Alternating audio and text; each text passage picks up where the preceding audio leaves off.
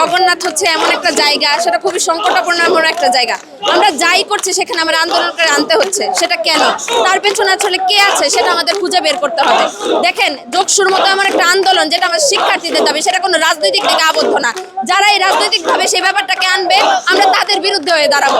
আজকে এমন একটা দিন আমেজপূর্ণ পরিবেশে আমার শিক্ষার্থীরা সেখানে ভোট দিতে এসেছে, সেখানে আমার কোনো নিজের অধিকার নেই, সেখানে তারা এই নির্বাচনটা তারা বানচাল করে দেওয়ার চেষ্টা করছে, সে তার বিরুদ্ধে আমরা আমাদের এই আন্দোলন।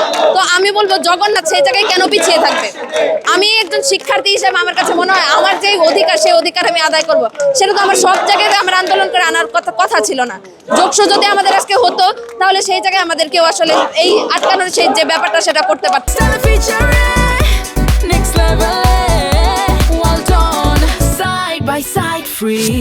আসলে জগন্নাথ বিশ্ববিদ্যালয়ে জন্মই হয়েছে আন্দোলন সংগ্রামের মধ্য দিয়ে, এবং আমি মনে করি যে এখন পর্যন্ত আমাদের প্রত্যেকটি দাবি দেওয়া আমরা আন্দোলন সংগ্রামের মধ্যে দিয়ে পেয়েছি।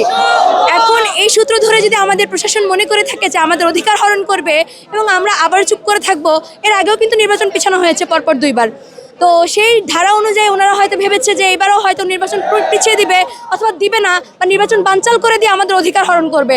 আসলে আমাদের অধিকার গত জগন্নাথ বিশ্ববিদ্যালয়ের জন্মের পর থেকে আমাদের আসলে নির্বাচন ওইভাবে হয়নি, আর সেই অর্থে আমাদের অধিকার কখনো আদায়ই হয়নি।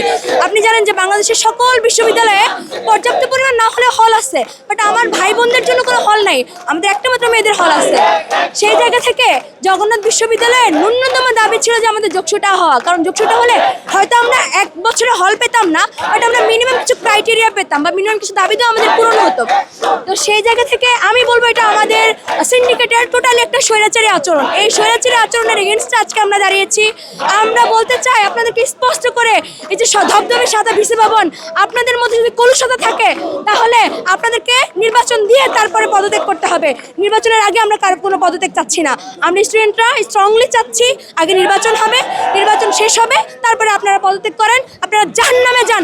আমাদের জীবন আপনারা জাহান্নাম বানাই দিচ্ছেন। আমাদের ভাই বোনেরা থাকতে পায় না, তাদের খাবারের সমস্যা, আমাদের আবাসন সংকট, আমাদের প্রত্যেকটা বিল্ডিংয়ের দিকে তাকায় দেখবেন, এই বিল্ডিংগুলোতে আমাদের থাকার জায়গা নাই, এগুলো আমাদের বসবাসের অযোগ্য। এবং ভূমিকম্পের সময় আমাদেরকে বিল্ডিং রিফরমেশনের নাম দিয়ে 15 দিন বিশ্ববিদ্যালয় বন্ধ রাখা হয়েছে। কোথায় রিফর্ম করা হয়েছে? এই ভিসি ভবনটা কালার ছাড়া আর কোথায় রিফরমেশন হয়েছে? কোন ডিপার্টমেন্টে হয়েছে আমাদেরকে দেখান। আমরা বলতে চাই স্পষ্ট করে, যোগসু আজকেই দিতে হবে, এই মুহূর্তে দিতে হবে। এটা আমাদের 20,000 শিক্ষার্থীর প্রাণের দাবি, এটা আমাদের অধিকার।